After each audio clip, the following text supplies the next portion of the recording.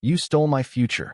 The day my own brother slammed the hospital door in my face while our mother was dying. Rain exploded against the hospital windows like bullets. The hallway smelled of antiseptic, fear, and sleepless nights. I sat outside room 214, wearing the same wrinkled gray hoodie I had worn for 3 straight days. My eyes burned from exhaustion. My phone battery was at 2%. My bank account had exactly 317 Cuban pesos left.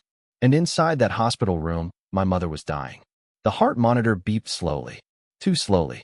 I remember staring at the vending machine across the hallway because I couldn't afford even a bottle of water anymore. Then suddenly, bang! The hospital door slammed open so hard that nurses turned their heads.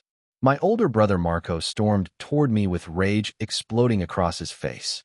"You selfish liar," he shouted. Everyone froze. "You stole Mom's savings.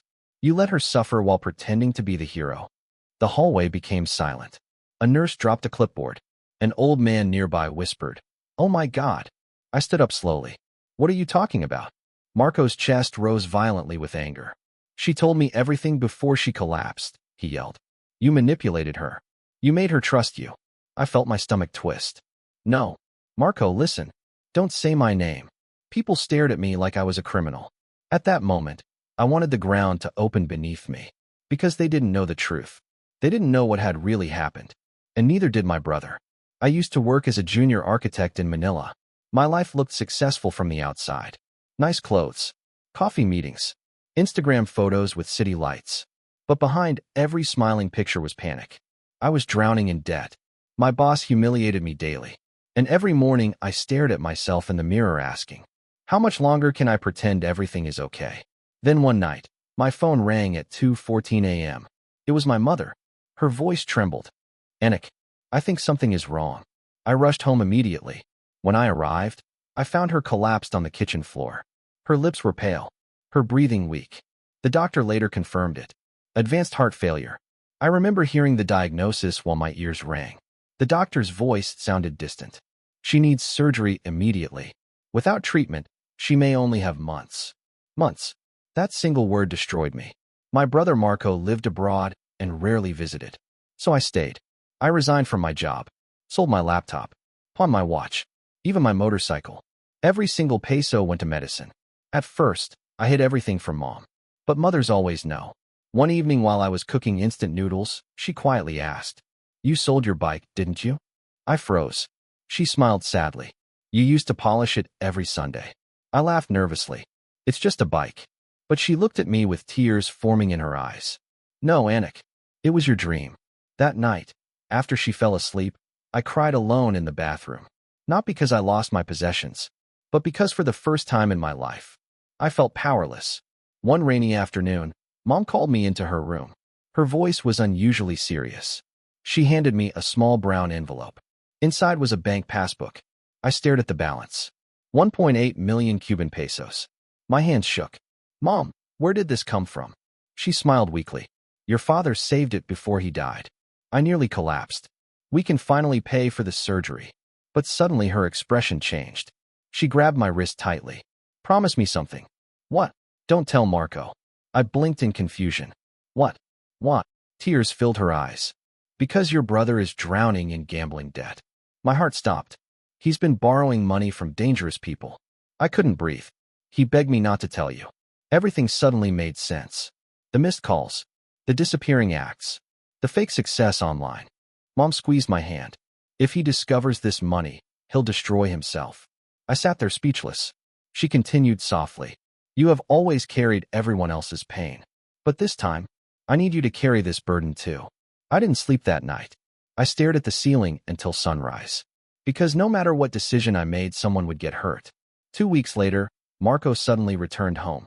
He arrived wearing expensive clothes, sunglasses, and a fake confident smile. But I noticed his trembling hands. He hugged Mom dramatically. "Don't worry. Kuya's here now." Something felt wrong. Very wrong. That evening, while Mom slept, Marco cornered me outside. "Where's the money?" I felt cold instantly. "What money?" His eyes darkened. "Don't play stupid." My chest tightened. "She told you." He laughed bitterly. "No. I overheard enough." Then he stepped closer. "You're going to give it to me." I stared at him in disbelief. "What?" I can multiply it. I can fix everything. You mean gamble it again? Slap. The sound echoed through the house. Marco had hit me. For a moment, neither of us moved. Then he whispered through clenched teeth. You think you're better than me because you stayed? My face burned. No. I stayed because someone had to. That sentence shattered him. He grabbed my shirt violently. You have no idea what I've been through. And Mom does. I shouted back. Silence. Heavy. Painful. Then he released me and walked away. But before leaving, he turned around. You'll regret this.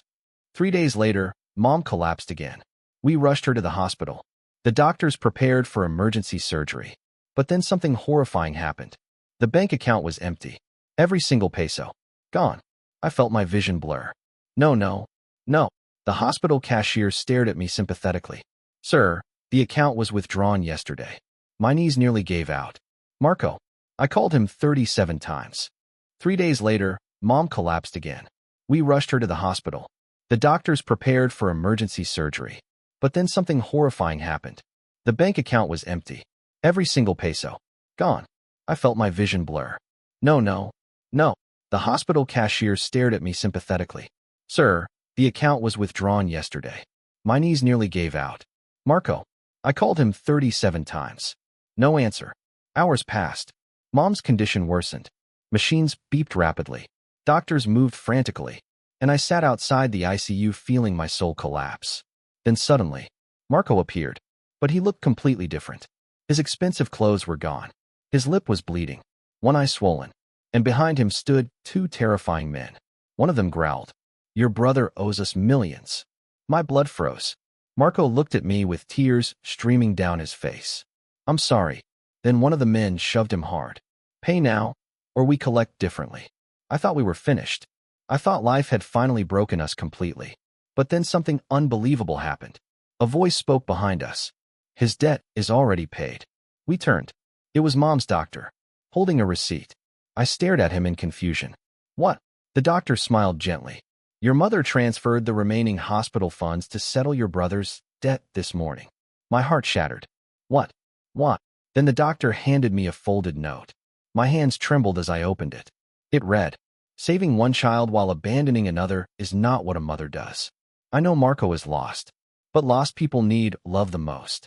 Promise me you won't hate your brother the way he already hates himself. I broke. Completely. Marco collapsed to the floor sobbing. I ruined everything. The men left. The hallway became silent except for Marco's cries.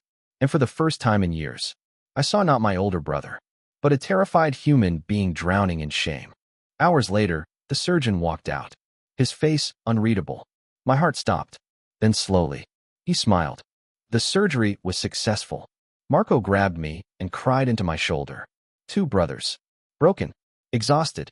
But finally honest. Months later, Marco started working 2 jobs.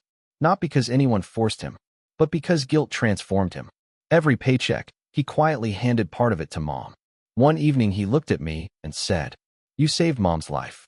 But you also saved mine, even after everything I did. I stared at him for a long moment. Then I smiled. No, Mom did. Moral lesson. Sometimes the people who hurt us the most are secretly fighting battles we cannot see. Pain can turn good people into angry, selfish, broken versions of themselves. But compassion has the power to rebuild what pride, failure, and shame destroy. Real strength is not revenge. Real strength is choosing love when bitterness would be easier. Because forgiveness does not just heal others. Sometimes it saves entire families.